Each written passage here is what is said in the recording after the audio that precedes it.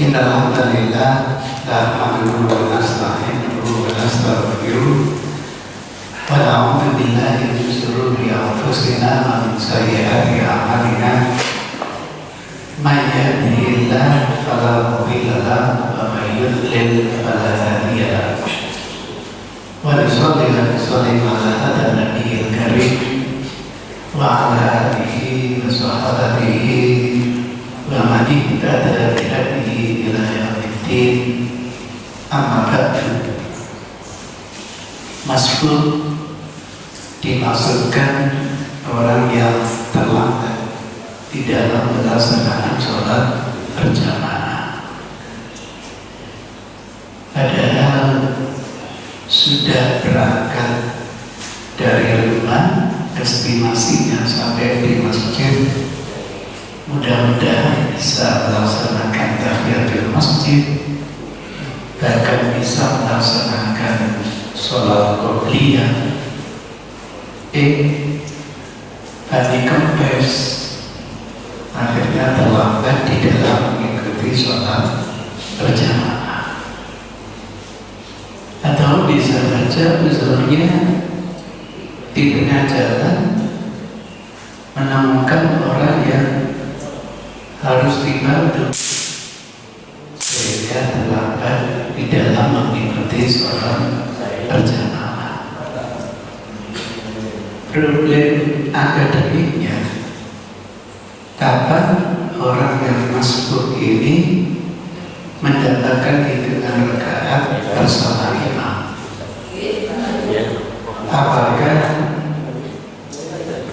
apabila orang masbuk ini tidak mendapatkan Al-Fatihah itu dianggap belum mendapatkan rakaat atau bagaimana? Dalam hal ini ditemukan dua pendapat. Itu cara saya harus transparan. Jangan sampai kita hanya memilih salah satu dari pendapat itu, karena bisa jadi pilihan kita itu mungkin yang bermasalah. Cobalah kedua pendapat itu dipaparkan dalilnya masing-masing. Mudah-mudahan kalau tidak ada penyakit fanatik kepada gurunya, imamnya, mazhabnya, gampang kita mendapatkan ilham.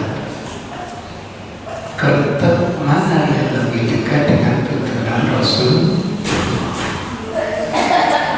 Karena kajian di Saudi itu adalah parsial. Jadi ada satu pendapat saja yang dibahas bersama dengan dalilnya.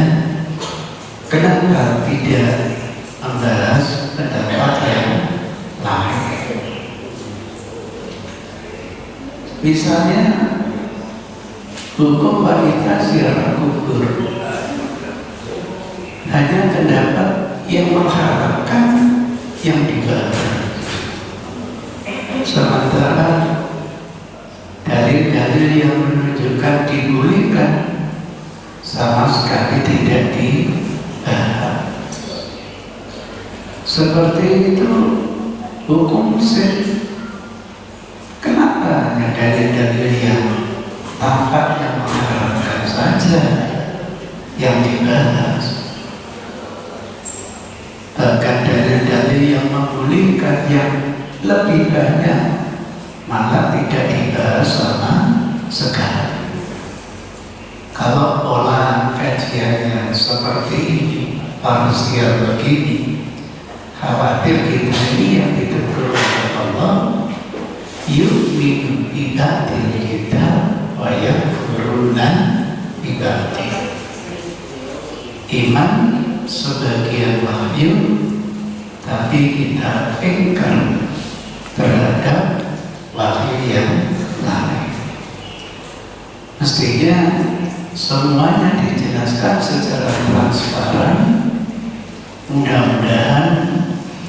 nanti para pendengar bisa mengambil istimbat mana kira-kira yang lebih dekat dengan tuntunan. Saya jarang sekali menunjukkan ini pendapat bulan, ini pendapat bulan, karena kita ini sering kalau sudah ditunjukkan pendapat bulan itu dianggap yang paling hebat, apalagi sudah fanatik kepada hal-halnya. Yang diperlukan kan bukan siapa yang punya pendapat, tapi dalil apa yang digunakan oleh imam itu. Meminjam istilah Ali bin Abi Thalib, "Unzuru ma qila wala ta'dzuru man qala." Perhatikan apa yang dikatakan, jangan perhatikan siapa yang mengatakan. Itu salah satu cara biar kita lebih objektif di dalam menilai sesuatu. Dan berkali-kali saya ucapkan mustahil seorang imam punya pendapat tanpa ada dasar hukumnya. Monggo kita cermati dasar hukumnya seperti dalil yang digunakan pendapat pertama bahwa makmum kalau tidak mendapatkan Al-Fatihah bersama imam dianggap belum mendapatkan hitungan rakaat bersama imam. Hadisnya diriwayatkan oleh Mahmud bin Rabi. Mahmud bin Rabi an Ubadah bin Samit qala kunna dahulu kami khalfa Rasulillah, di belakang Rasulullah, bermakmum di belakang Rasulullah, fi sholatil fajri, ketika melaksanakan sholat subuh. Kebetulan sholat subuh itu tergolong sholat jahri, sholat yang bacaan Al-Qurannya dikeraskan, lawannya adalah sholat sirri. Sholat sirri itu misalnya rakaat yang ketiga dalam sholat maghrib, rakaat ketiga keempat dalam sholat isya, sholat zuhur, sholat asar, itu bacaan Al-Qurannya tidak dikeraskan. Faqara'a, lalu membaca siapa? Rasulullah Sallallahu Alaihi Wasallam. Setiap redaksi Qur'an terkait dengan sholat dimaksudkan membaca Al-Quran berupa surat Al-Fatihah dan surat yang lain. Fasaqulat alaihi al-qira'ah, tiba-tiba terbeban bacaan Rasulullah. Bacaan Rasulullah itu terasa ada yang terganggu, pasti ada sebab dan musababnya. Kenapa? Maka Rasul nanti harus responsif, harus menjelaskan. Kalau tidak, nanti akan jadi tuntunan. Maka falamma faragha, ketika usai melaksanakan sholat, qala dawuh sapa Rasulullah, la'allakum taqra'una khalfa imamikum, boleh jadi tadi di antara kalian wahai para makmum ada yang ikut membaca bersama imam kalian? Pertanyaan Rasul kepada para sahabat. Qulna na'am hadzal ya Rasulullah. Para sahabat menjawab, iya. Ini bukti, jangan dikira Rasul tidak tahu. Padahal bacaan makmum kan tidak keras, tapi tetap diketahui oleh Rasul. Itu tugas Rasul. Kalau Rasul tidak ngasih penjelasan, jadi tutup nanti. Dulu zaman Rasul, saya ikut membaca bersama Imam Dakotok kok gitu. Maka jadi hadis takrir restu dari Rasulullah Sallallahu Alaihi Wasallam.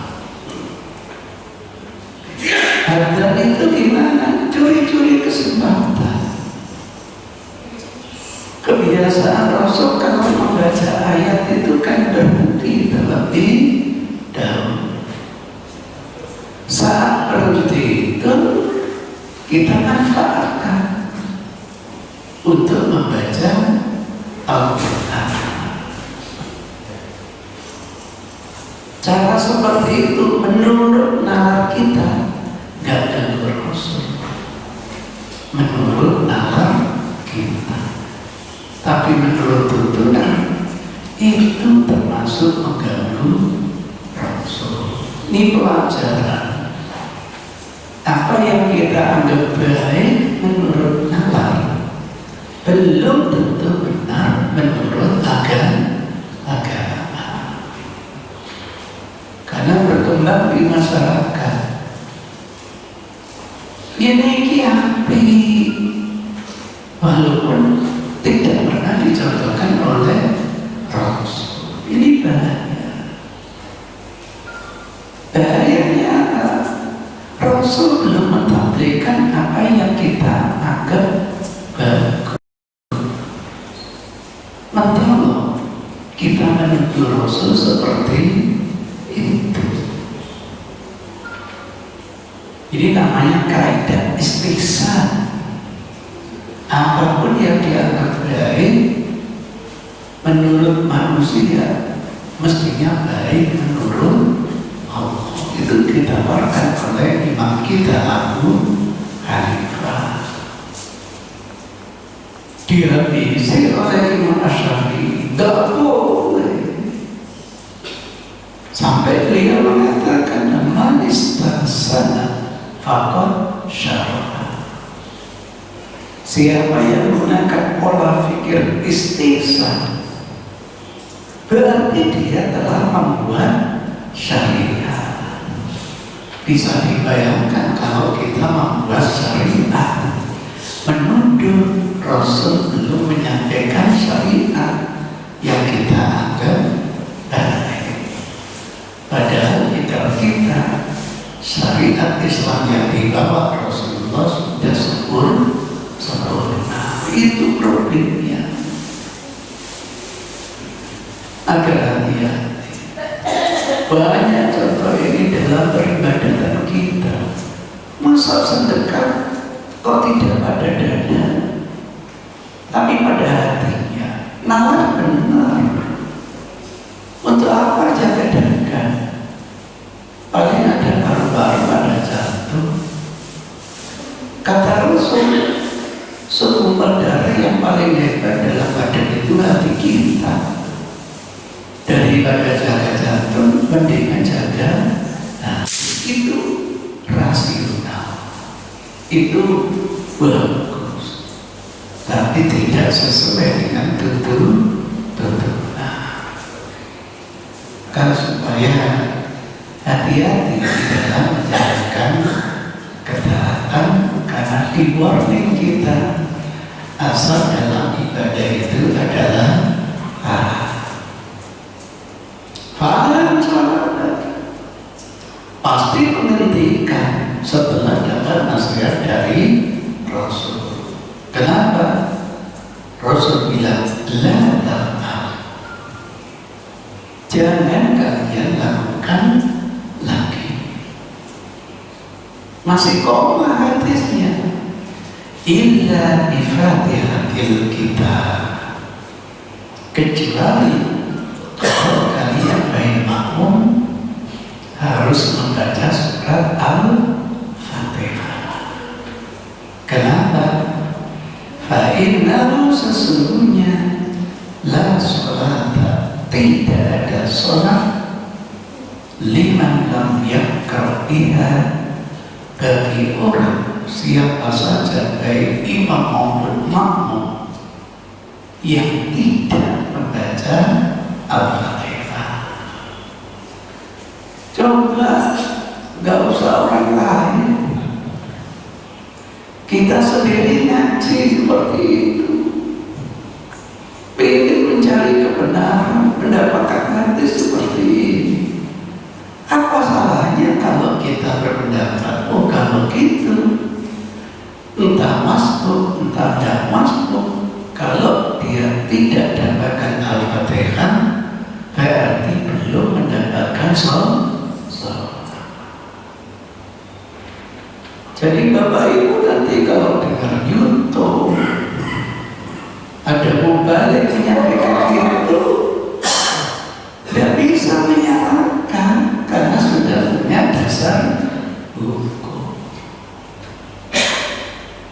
Apalagi mubaliknya parsial, berarti ya selesai sudah.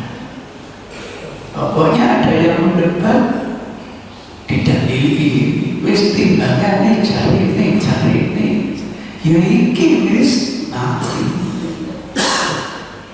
Saya teringat, ini ada dua teman salafi sedang sholat tahiyatul masjid, kemudian iqamah dikumandangkan, langsung dibatalkan, padahal belum dapat baru iqtidah, belum dapat satu rakaat.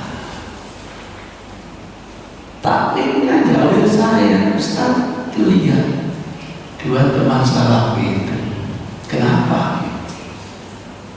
Belum satu rakaat, batalkan Ustaz. Oh, saya paham. Dalilnya sahih.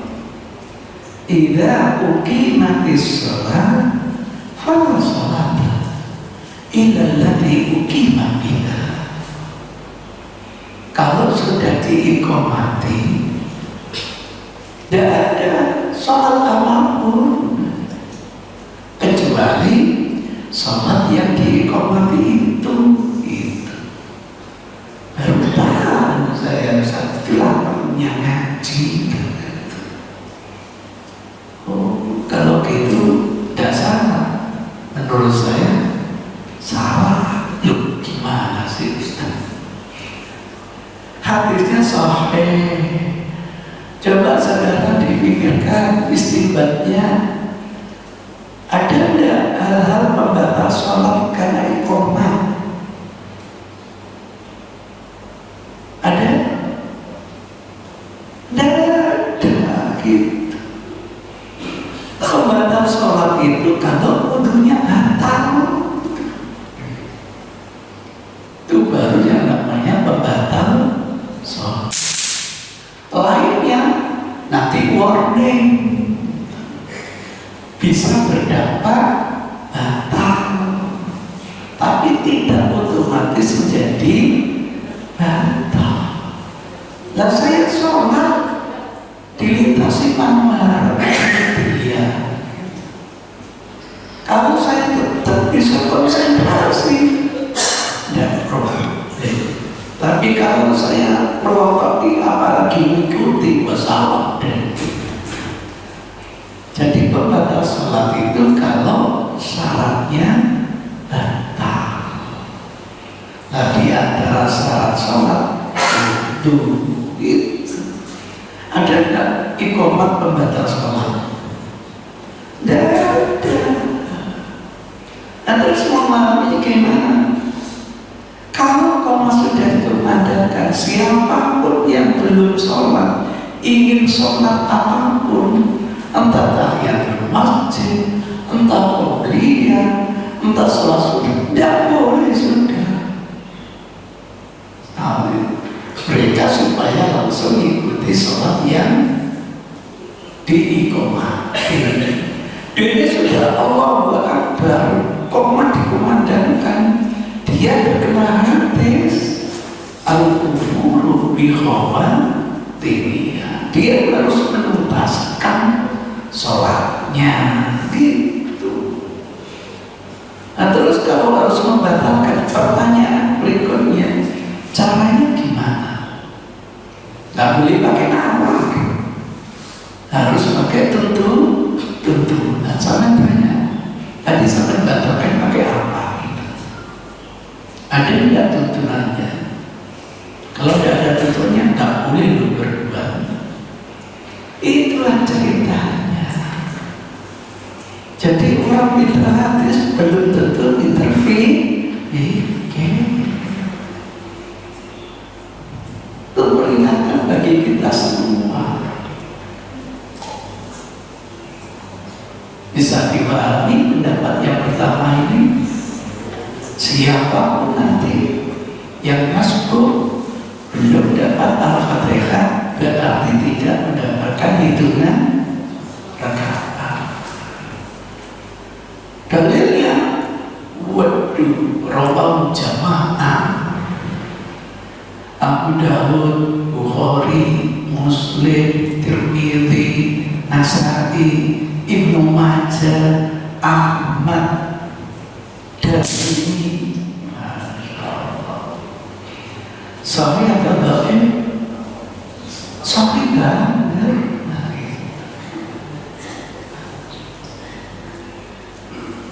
Kalau ada yang tidak setuju, langsung interupsi. Nanti tak tutup terminal kesampaian. Itu cerita. Saya tidak setuju, boleh.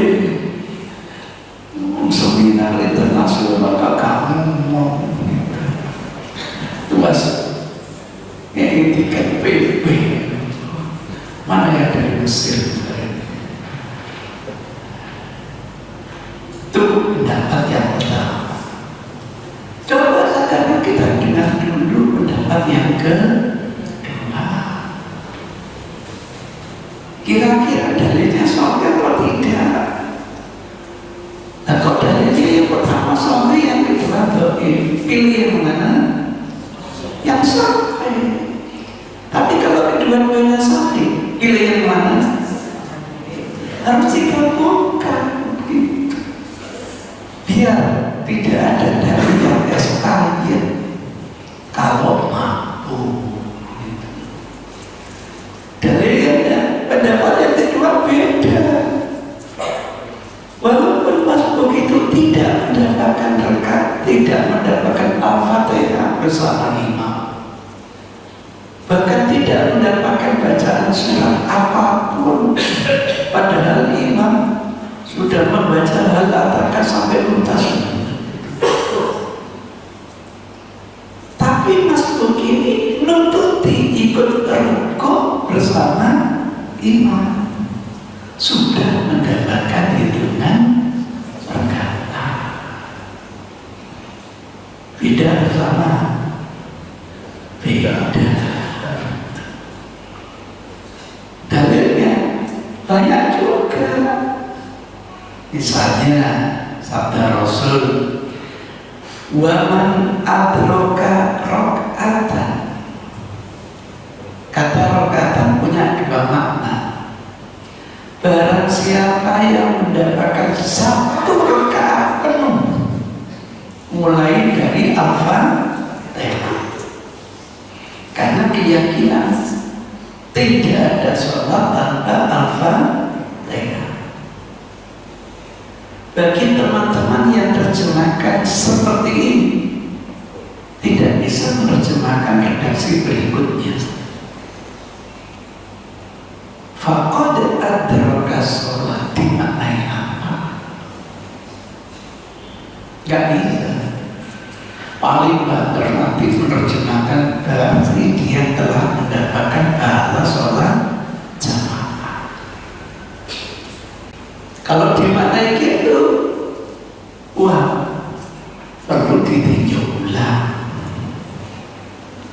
Ada teman masbuk hanya ikut tasyahud akhir bersama imam, sudah dapat pahala jamaah atau belum? Sudah. Tidak harus mendapatkan satu rakaat penuh. Berarti bermasalah terjemahan itu. Ada teman kita berangkat dari rumah sesuai nasihat Rasul, tidak boleh terburu-buru, tenang, sakinah. Sampai di masjid imamnya sudah salah, dapat pahala jamaah atau belum? Dapat. Hadis kursi gitu, karena sudah ada ingin untuk ikut sholat berjamaah. Jadi kalau diterjemahkan mendapatkan satu rakaat penuh, bermasalah terjemahannya. Terjemahannya itu ijtihad. Ayo dicoba sekarang yang kedua, pemaknaan yang kedua.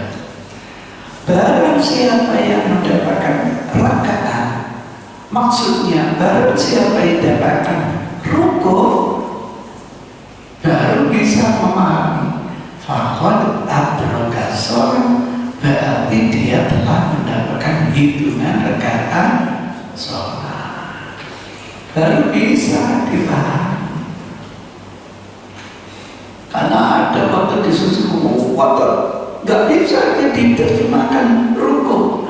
Saya yakin dia bilang gitu karena berdalil tidak sah sholat kecuali membaca apa? Al-Fatihah. Ya tidak lanjutkan kalau gitu terjemahannya, tidak bisa. Ada yang ngotot, barang siapa yang mendapatkan satu rakaat penuh mulai dari Al-Fatihah, berarti dia telah mendapatkan satu rakaat. Itu bukan bahasa wahyu. Orang sudah dapat satu rakaat kok dikatakan dapat satu rakaat. Itu namanya tahsil hasil. Orang sudah duduk disuruh duduk. Itu bukan bahasa wahyu. Itu ceritanya. Dalil yang lain, man adraka ruku'an. Nah, ini spesifik. Siapa yang mendapatkan rukuk, tentu bersama imam, adraka ar-rak'ata, berarti dia telah mendapatkan hitungan rakaat itu. Kemudian ditemukan lagi sabda Rasul, idza ji'tum, kalau kalian mendatangi, tentu mendatangi sholat jamaah, wal imamu raki'un, dan imam dalam posisi rukuk, farka'u, ikuti rukuknya imam. Masih banyak kita saksikan orang masbuk, imam rukuk dan ikut rukuk, imam sujud dan ikut sujud. Ngenteni ya. Begitu imam duduk tasyahud akhir, kain melok-melok. Masih banyak. Ada bertakbiratul ihram lah, kemudian ikutlah rukuk bersama imam. Wa in kana sajidan, kalau imam dalam posisi sujud, fasjudu, ikuti sujud. Catatan Rasul, wala ta'tadu bisujud, kalian jangan menghitung rakaat kalau hanya ikut sujud. Idza lam yakun ma'ahu rukuk, selagi dia belum sempat mengikuti rukuk. Kalau itu pemahamannya, kalau dapat rukuk, Anda dapat hitungan rakaat. Tapi kalau Anda hanya mengikuti sujud, belum mendapatkan hitungan rakaat. Ada lagi hadis hampir mirip. Idza jitu, kalau kalian mendatangi sholat jamaah ila sholat, wa nahnu, dan kami Rasul selaku imam sujudun, dalam posisi sujud, fasjudu, ikuti sujud. Wala ta'tadu sayyan, tapi kalian jangan menghitung rakaatnya sedikit pun, belum dapat hitungan rakaat. Wa man adraka raka'atan, siapa yang mendapati rakaat, tidak mungkin rakaat ini dimaknai satu rakaat penuh. Siapul kalam, ini ada sujud, tentu ini adalah rukuk. Barang siapa yang dapat rukuk, faqad adraka sholat. Saya temukan ibu bapak, Rasul itu menyebut rukuk dengan rakaatan. Misalnya dalam sholat gerhana, kata Rasul terdiri arba'a raka'atin wa arba'a sajadatin fir raka'ataini. Rakaat yang pertama itu bukan berarti rakaat lengkap, enggak, berarti rukuk. Salat gerhana itu terdiri 4 rukuk, 4 sujud dalam 2 rakaat. Prakteknya baca Quran rukuk pertama, bangkit lagi baca Quran lagi, rukuk kedua, baru iktidal, baru sujud pertama, duduk sujud yang kedua. Setiap satu rakaat terdiri 2 rukuk, 2 sujud. Karena sholat gerhana 2 rakaat terdiri 4 rukuk dan 4 sujud. Untuk mempertajam kata rakaatan, tidak seharusnya 1 rakaat penuh, bisa berarti rukuk. Mana adalah rakaatan, siapa yang mendapatkan rakaatan minas sholati, dari salat, faqad adraka, berarti dia telah mendapatkannya. Qabla ayyuqimal imam sullahu, sebelum imam menegakkan tulang sulbinya, sebelum imam iktidal. Maka kata rakaatan di sini jelas berarti rukuk. Kemudian mana adalah kal imam, siapa yang mendapatkan imam wa raqiun, dia dalam posisi rukuk, falyarka ma'ahu, silakan wahai masbuk supaya rukuk bersamanya, waliyataddu biha, dan supaya menghitungnya dengan ikut rukuknya itu, min sholati, dari sholatnya. Ini lebih spesifik lagi. Dari sekian hadis itu bisa difahami, jangankan tertinggal Al-Fatihah, jangankan tertinggal surat Al-Ataka sampai tuntas, ikut rukuk saja bersamanya, berarti masuk ini telah mendapatkan hitungan rakaat. Ada kasus yang menarik, kisah Abu Bakar. Abu Bakar bukan Abu Bakar, rumahnya jauh di pedalaman Badui. Minta izin kepada Rasul untuk urbanisasi ke kota. Tujuannya mulia, mendekati masjid Nabi biar bisa aja melaksanakan sholat berjamaah. Bukan tujuannya untuk ekonomi, tidak. Tujuannya mulia, untuk mendekati masjid Nabi biar nanti ajak untuk melaksanakan sholat jamaah. Kira-kira diizinkan nggak oleh Rasul? Udah. Itu pelajaran. Orang mendatangi masjid ini bukan karena jauh,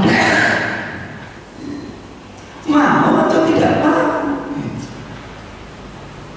Kita domisili di samping masjid, tetangga masjid. Kalau nggak mau, datang nggak ke masjid? Tidak akan datang. Coba jamaah kita yang dari Ayani Surabaya datang ke sini. Saya yang dari negeri Sidoarjo kota, berapa kilo Pak dari sini Pak? Hampir 60 kilo. Datang kok. Kenapa datang? Mau gitu. Ya mudah-mudahan makin jauh dari masjid, pahalanya makin banyak. Jadi Rasul satu langkah bisa menghapus dosa. Langkah yang lain meninggikan derajat. Itu kalau jalan kaki Ustaz. Iya. Nah kalau naik sepeda motor Ustaz, yang mudah-mudahan satu putaran 200 besar. Putaran berikutnya menambah kilo-kilo. Itu kalau sepeda motoran atau mobil Ustaz. Nah kalau helikopter, boyo. Kalau langkai. Kenapa sih ibadah kok orientasi Pak? Ayo ibadah itu orientasi ketaatan kepada Allah. Pasti Allah mengajar dan Allah Maha Adil. Digaji berapa kita ini? Jangan-jangan saya yang jauh-jauh itu gajinya minus sekian persen. Lu kok bisa? Oh udah ada kerja, gak dapat pahala, gak dapat dosa. Nah, itu bila ini itu ceritanya. Karena tidak diizinkan urbanisasi, ada kisah Abu Bakar itu terkait sholat banyak sekali. Satu di antaranya, dia masuk baru sampai pintu masjid, menyaksikan Rasul sedang sujud. Langsung takbiratul ihram, kemudian rukuk, kemudian duduk ambil rukuk menuju shalah. Diketahui tidak oleh Rasul? Harus diketahui. Padahal sholat paling belakang. Ayyukum, kata Rasul, siapa di antara kalian rakaatun nasr, yang tadi rukuk sebelum sampai ke shalah. Semua kemudian masa ila shalah, sambil rukuk jalan menuju shalah. Diketahui harus dijelaskan oleh Rasul, boleh atau tidak. Kalau Rasul diam, jadi tuntunan. Dulu zaman Rasul itu nggak ditegur gitu, berarti boleh. Itulah susahnya jadi Rasul. Saya angkat tangan, diangkat oleh Allah jadi Rasul gitu. Berat kerjaannya. Kalau amal ma'ruf gampang, baru nahi mungkar, waduh, tantangannya luar biasa. Di akhir hadis ini Rasul mendoakan, zadakallahu khilsan, semoga Allah menjaga keajekanmu untuk melaksanakan sholat berjamaah. Berikutnya ini yang jadi permasalahan. Manuskrip dulu itu belum ada harokatnya, gundul. Yang memberi harokat verifikator, muhakkik. Kenapa? Simbol ta, ain, dal bisa dibaca wala ta'ud. Tapi bisa dibaca tu'id. Jadi lambangnya sama, bacaannya bisa beda. Bisa dibaca ta'ud, bisa dibaca tu'id. Artinya beda. Kalau dibaca ta'ud, kamu jangan hitung rakaatnya. Berarti apa? Orang yang ikut rukuk bersama imam belum mendapatkan hitungan rakaat. Tapi kalau dibaca tu'id, artinya jangan kamu ulangi lagi seperti itu. Berarti orang yang ikut rukuk bersama imam, dia dapat rakaat sholat, tapi caranya jangan seperti itulah lagi. Pilihan sampean dibaca ta'ud atau tu'id? Enak tu'id ya? Kalau dibaca ta'ud, jangan kamu itu resikonya Rasul harus menambah penjelasan. Oke, tambah lagi satu rakaat karena kamu belum dapat hitungan rakaat. Harus begitu. Tapi Rasul tidak kasih penjelasan itu. Berarti tidak mungkin diartikan kamu belum dapat rakaat. Maka yang lebih dekat, saya selalu mengatakan yang lebih dekat, bukan yang benar. Karena menerjemahkan, memahami wilayah kiro. Kalau dibaca tu'id, Anda yakin dapat rukuk bersama imam, Anda yakin dapat rakaat, caranya jangan seperti itu lagi. Lah di hadis yang lain ada penjelasan, masuk itu datang masuk shaf terlebih dahulu, kemudian sholat silakan takbiratul ihram, ikuti gerakan imam apa saja. Ini mempertajam bacaan yang lebih dekat, bukan takut tetapi tu'id. Pertanyaannya, lebih banyak mana dalilnya, pendapat pertama dan yang kedua? Kedua. Kira-kira kalau ditarjih, kuat yang pertama atau kuat yang kedua? Alhamdulillah sekarang kita tidak gunakan itu. Sebab kalau gunakan itu nanti ada hadis yang expired. Maka biar tidak gunakan tarjih, wong sama-sama sahihnya, ayo kita himpun kedua dalil ini, gitu. Akhirnya bisa kok dipadukan. Pertama, dalil orang pendapat mana yang menunjukkan orang tidak dapat rukuk berarti tidak dapat hitungan rakaat? Enggak. Siapapun yang tidak baca Fatihah tidak sah sholatnya. Tidak mempermasalahkan rukuk rakaat. Kita sholat isya berapa rakaat? 4 rakaat. 1 rakaat saja tidak membaca Fatihah. Satu tidak? Tidak. Bukan yang tidak membaca rakaat itu yang tidak sah. Enggak. Semua sholatnya tidak sah. Oh, kalau gitu sholat apapun kalau secara sengaja tidak membaca Al-Fatihah batal sholatnya.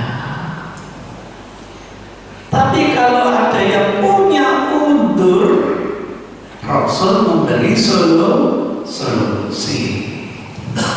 Dia tidak ada unsur kesengajaan untuk tidak membaca Al-Fatihah. Di antara udzurnya karena masbuk. Maka petunjuk Rasul kalau dapat rukuk bersama imam berarti dia mendapatkan hitungan rakaat. Begitu cara memadukannya.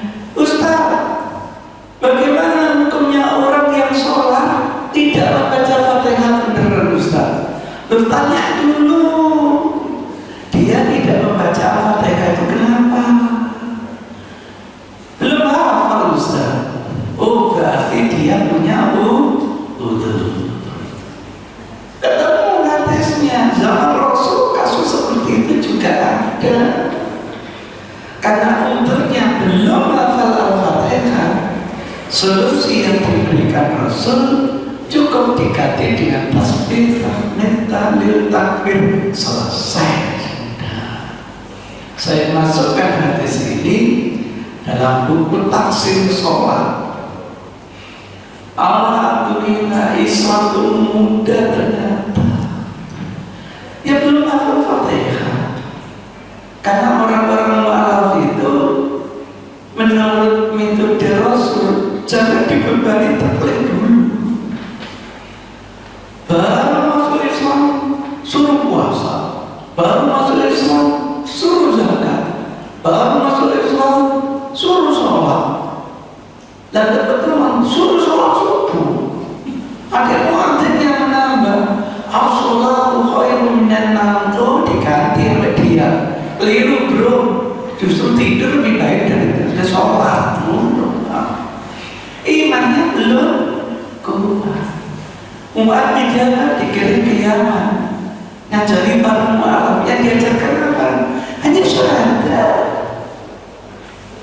Berapa tahun itu? Fa'ilun atau kalau sudah mantep baru suruh ngajari sholat. Ada level-level begitu, step by step. Doa ujuk-ujuk udkhulu fisilmi kafah.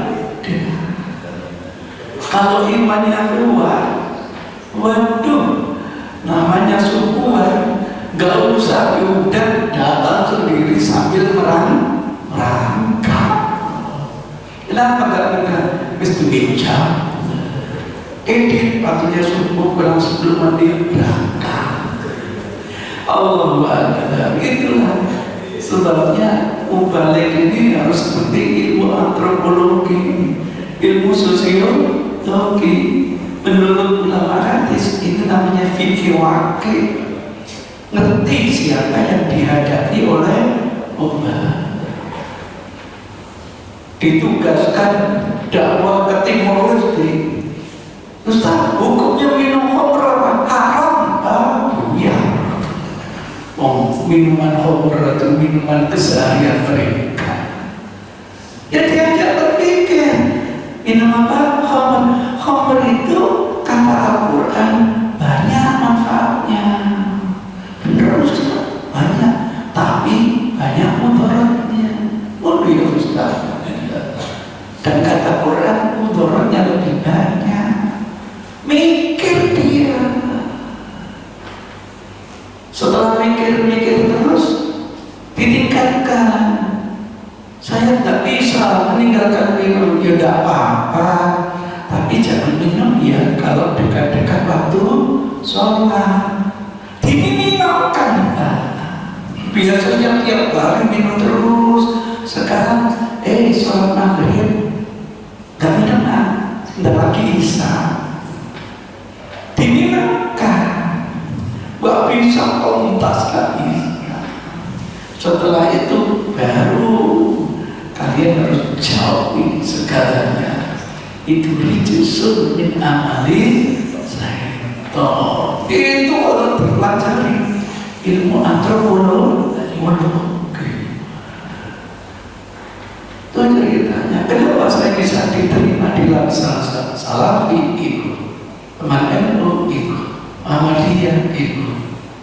Karena saya paham masyarakat yang harus saya dakwai. Itu ceritanya. Insyaallah dengan cara seperti ini berarti memahami hadis secara proporsional. Hadis tidak sah sholat berarti kalau sengaja dia sholat apapun tidak membaca surat Al-Fatihah. Tapi kalau ada udzur, Rasul selalu memberi solusi yang terbaik. Tanpa saya harus menjelaskan pendapat pertama miliknya fulan, yang kedua miliknya fulan, sungguh Allah akan memberi ilham kepada kita. Kertas kok yang lebih dekat ini ya bismillah. Setiap kita berupaya ijtihad, setiap kita punya kemampuan ijtihad yang berbeda-beda. Ya Allah, sekiranya ijtihad ini masih keliru, mudah-mudahan tetap mendapatkan satu pahala. Kalau benar, mudah-mudahan dapat dua pahala. Bagi orang yang hebat, bisa memahami Quran dan hadis, harus meneliti status-statusnya gini. Tapi bagi kita, mohon maaf, tukang beca, tidak pernah tertiba salah.